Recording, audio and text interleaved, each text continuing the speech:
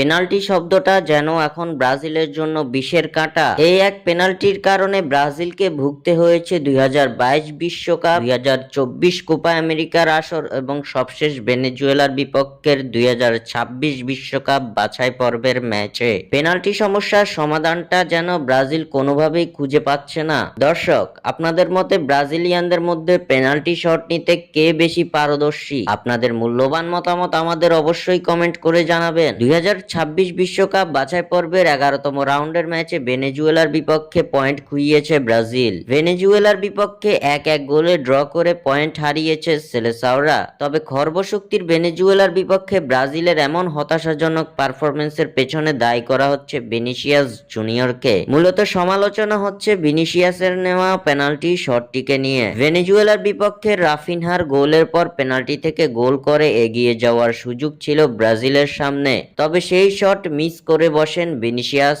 Junior. ভিনিসিয়াসের এই ভুল ঘুরিয়ে দিয়েছে ম্যাচের মোড়, যার ফলে শেষ পর্যন্ত জয় পেতে ব্যর্থ হয়েছে সেলেসাওরা। তবে এবার উরুগুয়ের বিপক্ষের ম্যাচের আগে ব্রাজিল দলে আসলো বড় পরিবর্তন। মূলত পেনাল্টি নেওয়ার দিক দিয়ে পরিবর্তন এনেছেন কোচ দরিবাল জুনিয়র। উরুগুয়ের বিপক্ষের ম্যাচে ব্রাজিলের হয়ে পেনাল্টি শট নিবেন রাফিনহা। ভিনিসিয়াস জুনিয়রকে সরিয়ে রাফিনহাকেই এই দায়িত্ব দিয়েছেন coach Dorival junior. TNT sports এর তথ্য মতে উরুগুয়ে ম্যাচে ব্রাজিলের পক্ষে কোনো পেনাল্টির সিদ্ধান্ত আসলে এবার আর ভিনিসিয়াস জুনিয়রের উপর ভরসা করবে না কোচ দরিবাল, যার কারণে এই দায়িত্ব দেয়া হয়েছে রাফিনহার কাঁধে। স্বাক্ষর থেকে সাদবিন ইসলাম।